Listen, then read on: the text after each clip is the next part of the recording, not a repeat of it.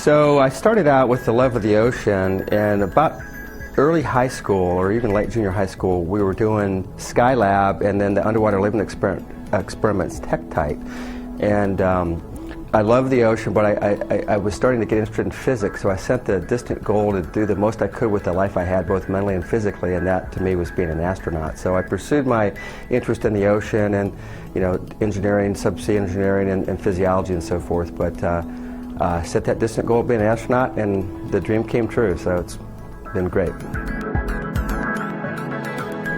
So they're different and they're similar. They're similar in the sense that you're doing a job in a hostile environment. You really have to think about it. You have to know exactly what you're going to do and have plan A and plan B and plan C and have that all worked out before you get into the operation. Underwater, your world is closer in. I mean, you're looking, you know, 2 or 3 feet in front of you. Sometimes there's no visibility at all, so you're doing everything by feel and with, you know, sort of imagining things with your brain. When you're out in space, you've got unlimited visibility. You can see, you know, millions of miles, and so visibility is not the problem. And even at night, we have helmet lights. The biggest difference is that you're in a pressurized spacesuit, and the suit is pressurized to about the same pressure as a football or a basketball at 4.3 pounds per square inch. So every time you move, you're working against that inflation pressure. Every time you close your hands in the gloves, you're working against that. And that is a big factor. The other thing that's very different, and as you know, we train underwater.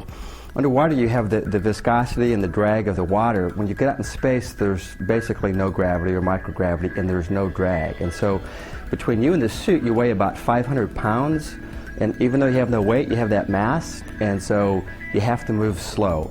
My motto is always, you cannot go too slow, and never let your hands get going faster than your brain. So the EVA task, you're actually thinking a lot. You're thinking about what you're doing, you're thinking what's next, you're thinking where your buddy is, where the airlock is, so your mind is in high gear, but you want your body to move slow and methodically and be very careful with respect to all the actions that you do. So, yeah, when you first get out the door, you know, you're focused on your spacewalk and on the objectives and so forth, and you're thinking ahead to all the tasks.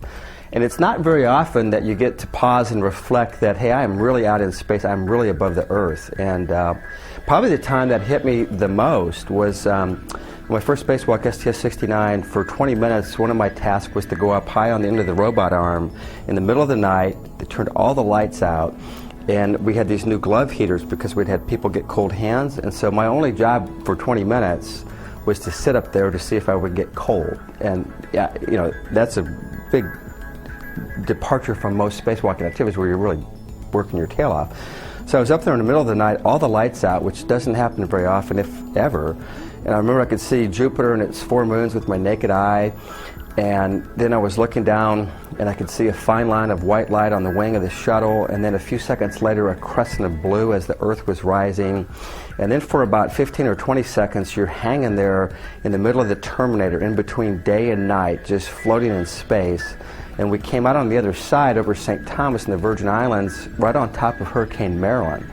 And I'd actually been a diving instructor down there, and I remember looking down and seeing that hurricane, and I was overcome by a great sense of pride, not for myself, but for humankind, that we could have the technology to put me up there, you know, this great team at NASA, and here I was above the hurricane looking down from the heaven.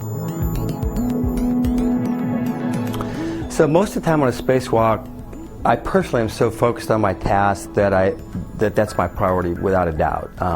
I don't even bother like taking cameras out to take pictures until everything's all done. Having said that, there are moments within a spacewalk where you really don't have that much to do, i.e. we're waiting on the station RMS to position the airlock, and so we're holding in place, just hanging on handholds or riding the arm back and forth from the shuttle to the space station. And during those moments, you know, you go for it and you look at the stars and the Earth, and it, you know, you just ponder where you are and how you got there and the great teamwork it takes to get there, and those are real special moments that I remember very distinctly.